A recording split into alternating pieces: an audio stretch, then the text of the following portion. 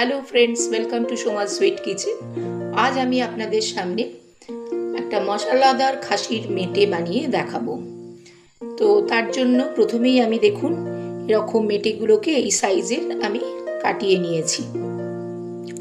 তো মেটেগুলো কিন্তু একটা ধোয়ার টেকনিকও থাকে।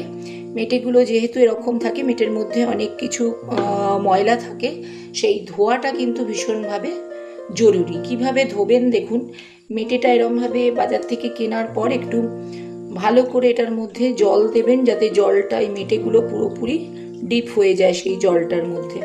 জলের কোয়ান্টিটির কোনো ইয়ে নেই, যে যতটাতে আপনি যে কোয়ান্টিটির মেটে নেবেন সেই মেটেটা যেন জলের মধ্যে পুরোপুরি একদম ডুবে যায়। আর দিয়ে এটার সঙ্গে একটুখানি আমি এখানে আমার যেহেতু এখানে 250 গ্রামের মতন খাসির মেটে আছে, আমি এখানে 2 টেবিল স্পুন ভিনিগার নিয়েছি। তো ভিনিগারটা আমি এই জলের মধ্যে মিশিয়ে দিলাম। তো এভাবে আমি কিছুক্ষণ এই জলের মধ্যে এই জলটা দিয়ে এই মেটেগুলোকে আমি এই 25 মিনিটস টু 30 মিনিটস আমি এরকমভাবে রেখে দেবো। তাহলে এই মেটেগুলো কিন্তু পুরোপুরি ক্লিন হয়ে যাবে। দেখুন আমি কিন্তু এটা হাফ অ্যান আওয়ার এটাকে এরকম ভিনিগারে ভিজিয়ে রেখেছিলাম, ভিনিগার জল দিয়ে। এখন দেখুন পুরো জিনিসটা কিন্তু পুরোপুরি পরিষ্কার। রক্ত ছিল এত, এটার মধ্যে ভীষণ রকম রক্ত থাকে, সেই রক্তগুলো কিন্তু এই ভিনিগারের জলে ভেজালে পুরোপুরি একদম বেরিয়ে যায়, আর পুরোপুরি এই মেটেটা একদম কিন্তু ক্লিন হয়ে যায়। তো যখনই আপনারা মেটে রান্না করবেন তখন কিন্তু এইভাবে এটাকে ধুয়ে নেবেন, তাহলে মেটেটা খুব ভালোভাবে রান্না হবে। জলটাকে একদম ফেলে দেবেন, ভিনিগার জলটাকে দিয়ে একটুখানি ভালো করে এই জলটা দিয়ে, সাদা জল দিয়ে এটাকে ধুয়ে নিতে হবে। দেখুন আমি ফ্রাইং প্যান বসিয়ে দিয়েছি। আমি এই ফ্রাইং প্যানে সর্ষের তেল ইউজ করব। এখানে সর্ষের তেল নেব, যেহেতু আমার মেটের কোয়ান্টিটিটা হচ্ছে 250 গ্রামের মতো, তো আমার এইটুকু তেল লাগবে।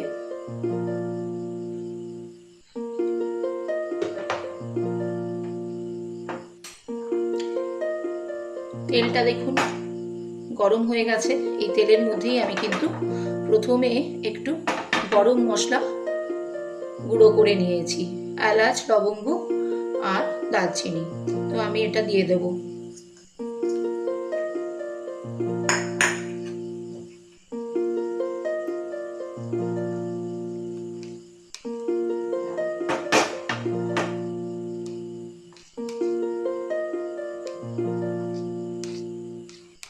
এই তেলের মধ্যেই আমি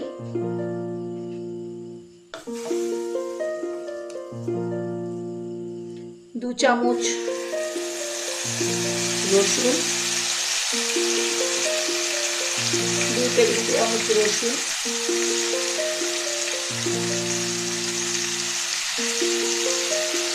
আর 2 চামচ মতো আদা আমি দিলাম।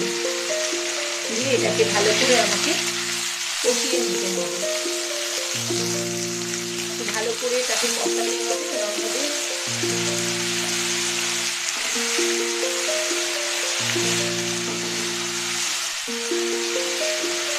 প্রথমে আমি আদা রসুনের পেস্টটা ইউজ করব।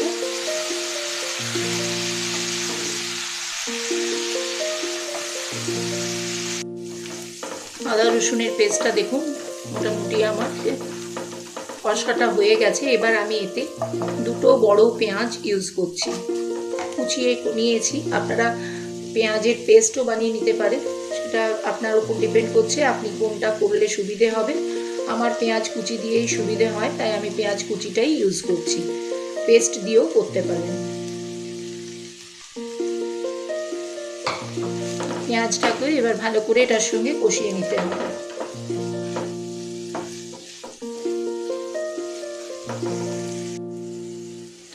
দেখুন বন্ধুরা, আমার কিন্তু পেঁয়াজটা পুরোপুরি একদম কষানো হয়ে গেছে, তেলটা ছেড়ে গেছে। তো আমি এখানে একটু চিনি মেশাবো, একটুখানি টেস্টটা এতে বাড়বে। অল্প পরিমাণ চিনি, 1 চামচ মতন চিনি, ছোট চামচের 1 চামচ মতন চিনি আমি দিলাম। এতে টেস্টটা কিন্তু অনেকটাই বাড়বে। তো চিনিটাকে আমি একটুখানি মিলিয়ে নেব। আর এই চিনিটা দেওয়ার পরই আমি দেব একটা গোটা টমেটো এর সঙ্গে।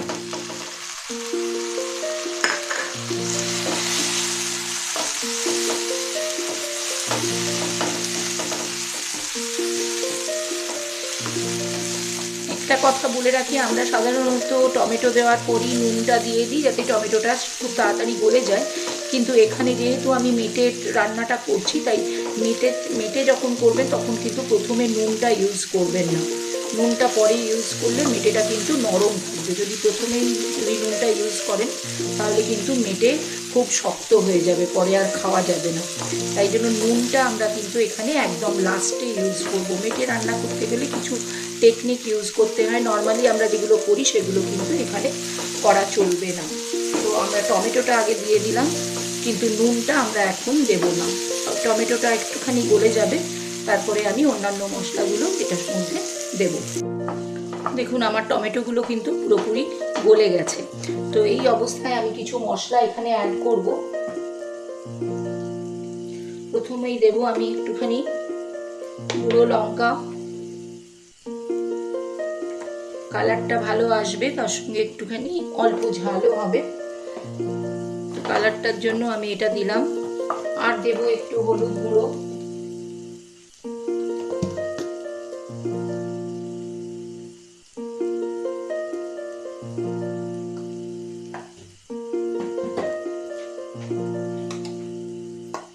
দেব ধনে গুঁড়ো, 2 চামচ ধনে গুঁড়ো দিচ্ছি আমি, এগুলোতে টেস্টটা একটুখানি বাড়াবে। জিরে গুঁড়ো 2 চামচ, এই সবগুলো দিয়ে আমি কিন্তু আবার এটাকে একটুখানি কষতে দেব। যেহেতু এটা মশলাদার আমি করছি, তো একটুখানি মশলাটা এটার মধ্যে একটু অ্যাড করতেই হবে, তবে খেতেও খুব ভালো লাগবে। এই মশলাগুলো দেওয়ার পর আমি কিন্তু একটুখানি তন্দুরি মশলা এখানে অ্যাড করছি, 1.5 চামচ মতন তন্দুরি মশলা আমি দিলাম। এটাকেও ভালো করে মিশিয়ে নিতে হবে। ভীষণ ভালো একটা গন্ধ বেরোবে তন্দুরি মশলাটা দিলে, যেহেতু এটা মশলাদার বলছি বারবারই আপনাদের, তো এটার টেস্টটা অত্যন্ত ভালো আসবে,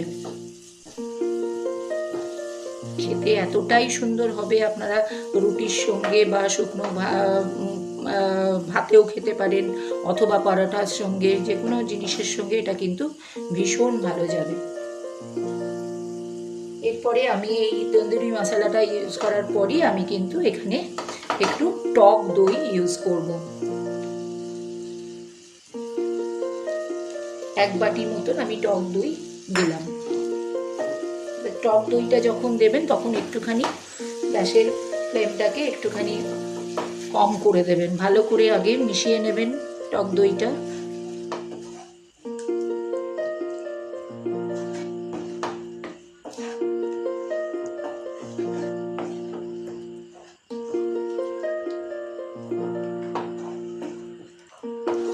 ভালো করে কিছুক্ষণ টক দইটাকে মেশাতে হবে মশলাটার সঙ্গে, তারপরে একটুখানি ফ্লেমটাকে জোরে করবেন।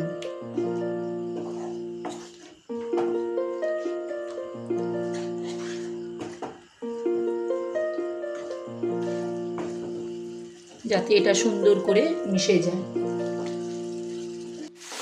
দেখুন আমার সব মশলাগুলো কিন্তু সুন্দর করে কষা হয়ে গেছে, দইটাও দেখুন একদম পুরোপুরি মিশে গেছে, তেলটা ছেড়ে গেছে, মানে ভালো করে একদম দেখুন তেলটা পুরোটা প্যানে ছেড়ে যাচ্ছে, ভালো করে মশলাটা কষা হয়ে গেছে।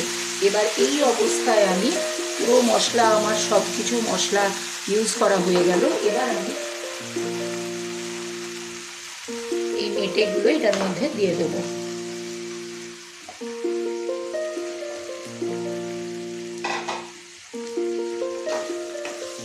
মেটেগুলো কিন্তু বেশি কষার দরকার নেই, যত বেশি এটাকে রান্না করবেন তত কিন্তু মেটে শক্ত হয়ে যাবে। ওই জন্য যত রকমের মশলা আছে সেগুলোকে আলাদা ভালো করে কষে নিয়ে একদম রেডি করে নিয়ে তারপরে এই মেটেটা আপনারা দেবেন।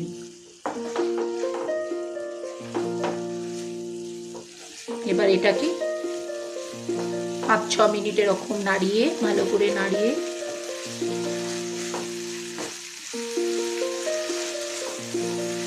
জল কিন্তু এটাতে বেশি ইউজ করার দরকার নেই। এখানে যে দইটা দিয়েছি আর মেটের থেকেও অনেক জল বেরোবে, তো সেই জল আর এই মেটের দইয়ের যে জল সেটার থেকে কিন্তু এই মেটেটা রান্না হয়ে যাবে। একটু ঢাকা দিয়ে দিয়ে রান্নাটা করতে হবে। 5 মিনিট মতন এটাকে একটু কষিয়ে নিতে হবে, বেশি কষাবার দরকার নেই।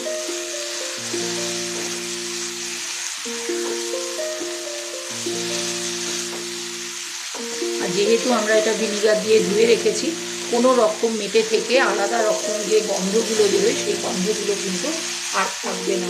এই কারণেই মেটে ধোয়ার সময় খুব ভালো করে মেটেটাকে ধুতে হয়, এবং ধোয়ার প্রসেসটা আমি আপনাদের প্রথমেই দেখিয়ে দিলাম কিভাবে ধুতে হবে।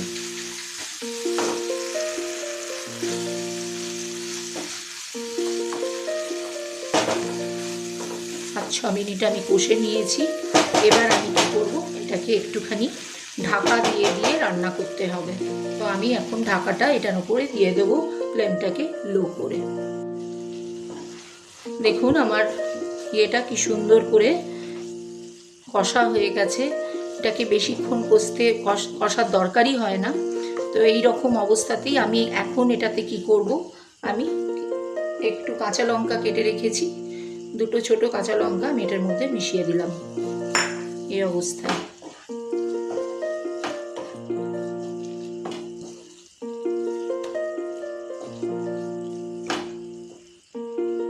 আর একটুখানি আমি কসুরি মেথিটাকে একটুখানি শুকনো তাওয়াতে করে নিয়েছিলাম, ফ্রাই করে নিয়েছিলাম। এটার গন্ধটা খুব সুন্দর হয়, তাই ওপর থেকে এটাকে আমি একটুখানি ছড়িয়ে দেব অল্প। এটার গন্ধটা ভীষণ ভালো গন্ধ হবে একটা। আপনারা অতি অবশ্যই এই কসুরি মেথিটাকে একটু রোস্ট করে নেবেন, রোস্ট করে নিয়ে মেশাবেন, দেখবেন খেতে আরও বেশি টেস্টি হয়, এর গন্ধটা আরও সুন্দর আসে। এইটা দিয়েই কসুরি মেথিটা দিয়ে আবার আমি আর একটুখানি এটাকে ঢেকে রাখবো, যাতে গন্ধটা, এর ফ্লেভারটা আর একটু ভালো হয়।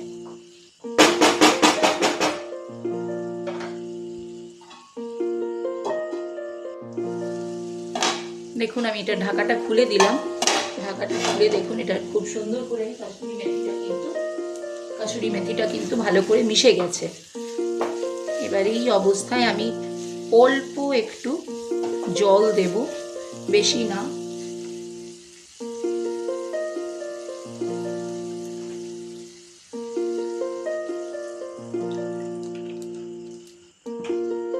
খুব কম একটু জল দেব।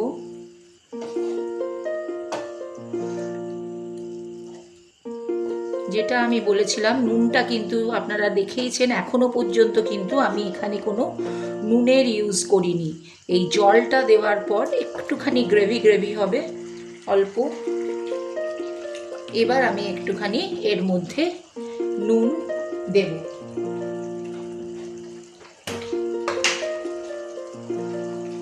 আপনারা স্বাদ মতো নুনটা ইউজ করবেন। একদম আমি কিন্তু আগে থেকে একটুও নুন দিইনি, এই প্রথম আমি কিন্তু এটাতে নুন দিচ্ছি। এবার এই নুনটা এখানে আমি মিশিয়ে দিলাম। আমার কিন্তু সমস্ত রান্নাটাই একদম কমপ্লিট হয়ে গেছে।